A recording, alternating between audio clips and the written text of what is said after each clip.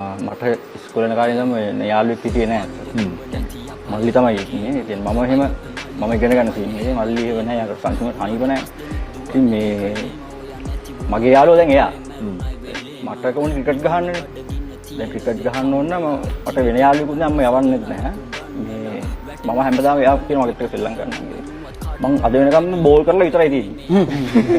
Bat කරන්න හම්බෙලා නෑ කවදාවත්. මේ ඊට පස්සේ දැන් නැති වුණාම දැන් සපාට්ටම මම එතකොට හිටියේ ඉස්සෙල්ලත් අපි ගම්මේ මේ කොහොමද මට ඇහුණා මචං මේ පැත්තේ නම් මේ ගෙදරින් ඉඳන් දැන් මේ ගෙදරට කෝල් එකක් ආවේ මෙහෙට යක්ක කෑ ගහගෙන යනවා සුනීතක්කේ දුලාත් නැති වෙලා කියලා හරිද